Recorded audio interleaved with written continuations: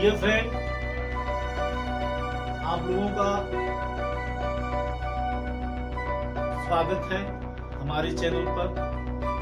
और जैसा कि हम आप लोगों की सेवा कर रहे हैं, आप लोग भी अपना प्यार हमें दे रहे हैं, इसके लिए आप सभी लोगों को धन्यवाद। हम बार बार आप लोगों को प्रेरित करते हैं। टीचर हैं हम। टीचर एक प्रेरक की भांति होता है जो विद्यार्थियों को इंस्पायर करता है, मतलब विद्यार्थियों को प्रेरित करता है। हम अपने लिए जो भी करते हैं वो अपने जीवन के लिए करते हैं, अपने भविष्य के लिए करते हैं। क्योंकि भविष्य को हमने कभी देखा नहीं है। हम कहते हैं कल, लेकिन जब कल आता है तो वो कल नहीं, हमारा अपना आज होता है। अर्थात हमारे हाथ में क्या होता है, हमारे हाथ में हमारा जो प्रेजेंट है वही होता है। ठीक है, अगर प्रेजेंट को आपने अच्छे से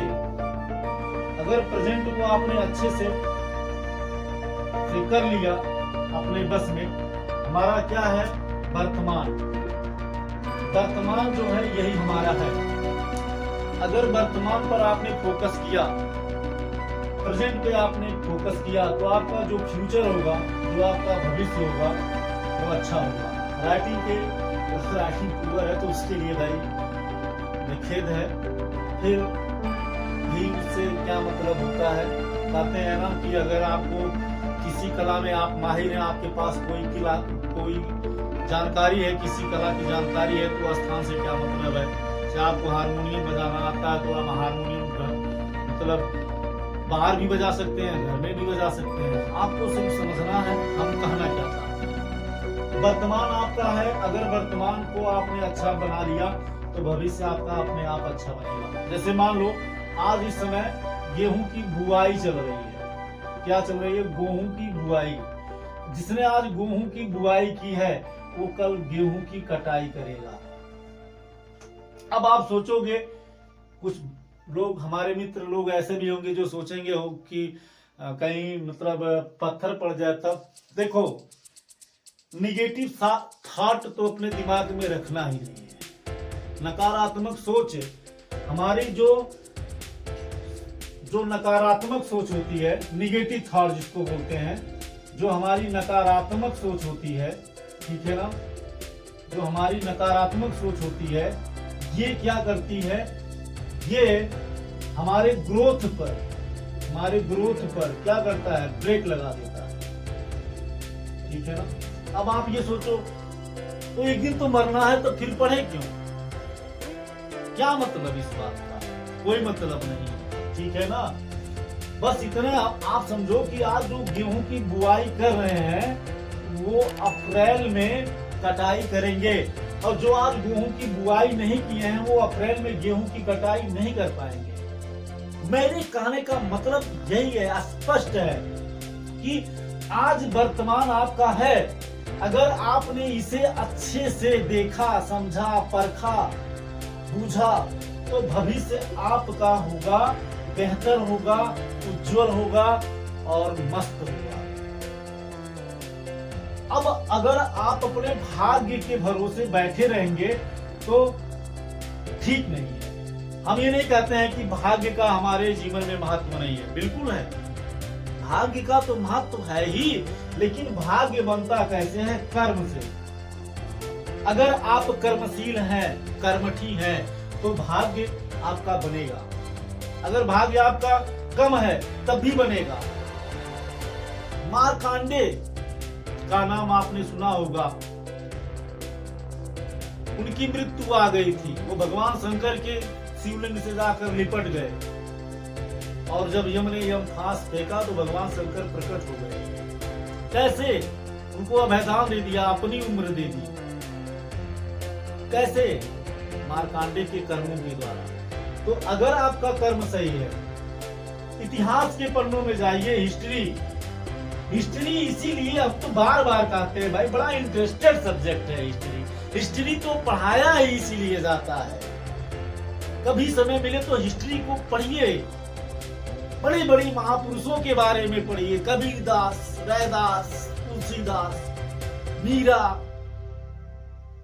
रहीम खान, अशोक, वो महान सम्राट चंद्रगुप्त के वंश का चिराग, जिसने भारत को एक करने का, जो महाराज पुरुषोत्तम ने कभी स्वप्न देखा था, अखंड भारत। क्या देखा था? अखंड भारत। अखंड भारत का स्वप्न किसने देखा था? अखंड भारत का स्वप्न किसने देखा था? महाराज पुरुषोत्तम। महाराज पुरुषोत्तम ने देखा था, जिसको लोग पुरु के नाम से जानते हैं। पुरुषोत्तम ने देखा था अखंड भारत का स्वप्न, और ये फारसियों से लड़ते लड़ते लड़ते लड़ते लड़ते लड़ते अंततः फारसियों से लड़ा। फिर मेसिडोनिया का शाह जो था अलेक्जेंडर, जिसे सिकंदर महान के नाम से जाना जाता था, उसने अपने शमशीर को महाराज पुरुषोत्तम के सामने झुका दिया था, रख दिया था और सलाम किया था, अपना मित्र बना लिया, दोस्त बना लिया। कैसे? अपने कर्मों से। वो भी चाहते तो तक्षशिला के राजा की तरह वो भी उसकी गुलामी या दास्ता को स्वीकार कर लेते, लेकिन उन्होंने ऐसा नहीं किया। उन्होंने संघर्ष किया और उसका परिणाम ये हुआ कि महान सिकंदर को झुकना पड़ा, सलाम करना पड़ा। अशोक फिर उनका जो सेनापति, उनके मृत्यु के बाद सेल्यूकस होता है, आता है, छल से मार देता है। वहां से चाणक्य अपनी प्राण को बचाते हुए मगध आते हैं धनानंद के पास। धनानंद उन्हें अपमानित करता है। धनानंद से कहते हैं कि इस समय भारत में अगर कोई सिकंदर महान को रोक सकता है तो वो आप रोक सकते हो, अखंड भारत। धनानंद कहता है हंसते हुए, अरे ये पंडित क्या बोलता है, धनानंद का मतलब ही अखंड भारत है। उन्हें बहुत अपमानित करता है, उनकी चोटी पकड़कर ढकेल देता है। वहीं वो कसम खाते हैं कि हम अपनी शिखा को तब बांधेंगे जब हम तुम्हें उखाड़ कर फेंक देंगे, इस कुर्सी पर किसी नए सम्राट को बैठाएंगे। वहां से वो खोज के लाते हैं चंद्रगुप्त मौर्य को। अब इतिहास की इतनी बड़ी लंबी जानकारी हमें नहीं है, लेकिन जहां तक हमने इतिहास को पढ़ा है या किताबों में पढ़ा है या फिर सीरियल टीवी में देखा है, आदरणीय गुरुजी अवध ओझा के मुखार बिंदु से जो हमने सुना है अवधनामा में, वो एक गरीब जिसे बेच दिया जाता है, दास रहता है, उस दास को उस दास की कीमत को अदा करके ले आते हैं, उसे प्रशिक्षण देते हैं, संघर्ष करता है। हमने बताया ना, उसने अपने वर्तमान को बेहतरीन किया, अपने बाह पर, भुजाओं पर, अपने बल पर, अपने गुरु के निर्देशों का पालन किया और धनानंद को फेंक दिया। और वहां से जन्म होता है किसका? मौर्य वंश का, और भारत का विस्तार होता है। लेकिन ये सपन वो पूरा नहीं कर पाते हैं।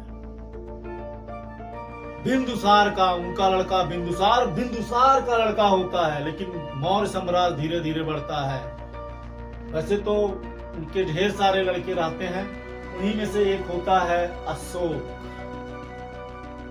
जो जंगल में पलता है, जंगल में बढ़ता है, उसे पता ही नहीं रहता मेरे पिता कौन है। उसकी पहचान करते हैं चाणक्य और उसे लेके आते हैं राजभवन।